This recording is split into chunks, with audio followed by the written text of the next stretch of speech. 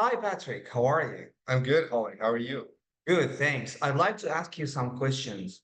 Patrick, I'd like to ask you about the September 11th attack of 2001. Sure. I know how you see it, but today I'd like to approach it from a little bit different angle.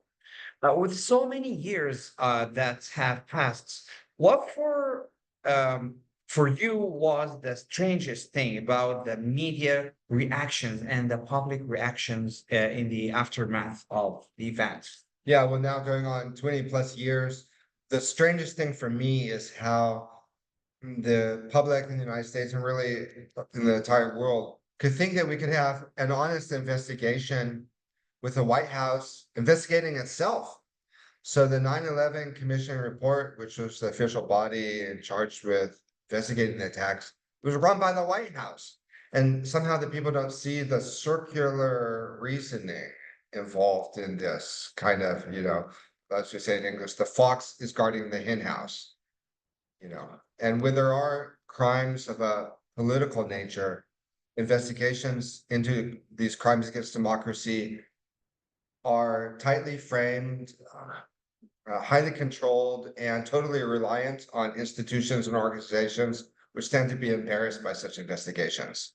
Okay, why do you think that is that people wouldn't find it strange that the Bush government investigated themselves and found they were innocent? So, like, declared themselves so. Yeah, because Americans going in, they would never imagine that their government would be capable of carrying off such an enormous feat in order just to cynically be heroes and to declare themselves as war presidents and come in and save us. That's a level of Machiavellianness that boggles the mind.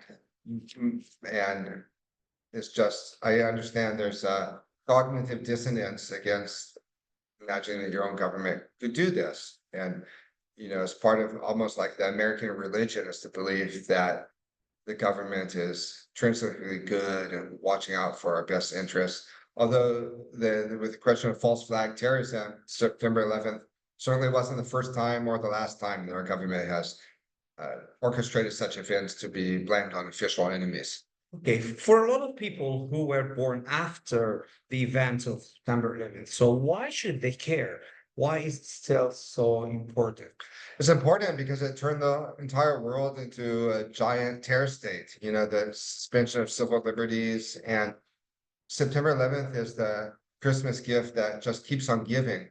Islamophobia, demonizing Islam, which was a big part of Trump's presidential campaign in 2016, talking about a Muslim ban. And we should care because this pattern of the hijacked narrative is just used time and time again.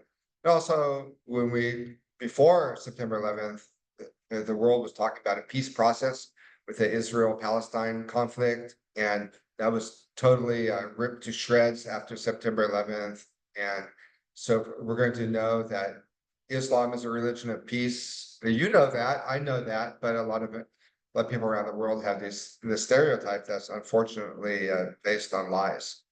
Exactly. As a lawyer, I'm obviously interested in evidence. So you told me the official account is believed because the government and the media said so.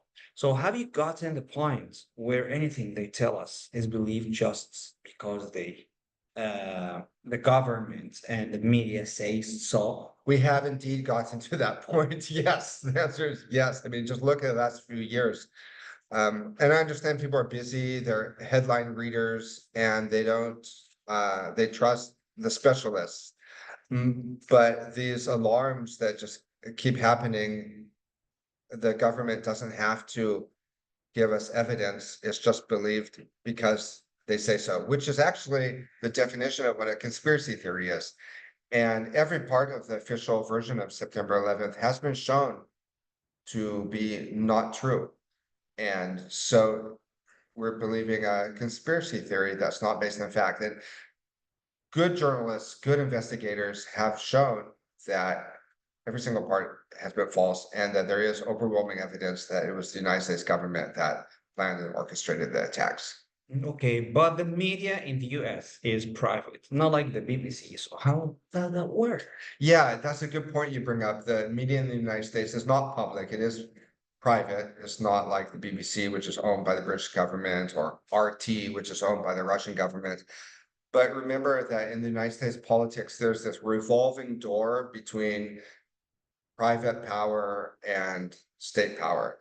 So the people that stacked the Bush administration were defense contractors, and they often would they go back and forth between these big corporations that work in defense and in the government.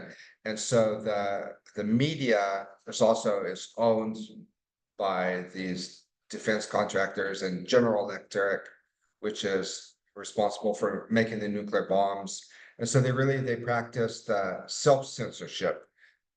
The media is controlled by companies that have a vested interest in keeping the war machine going.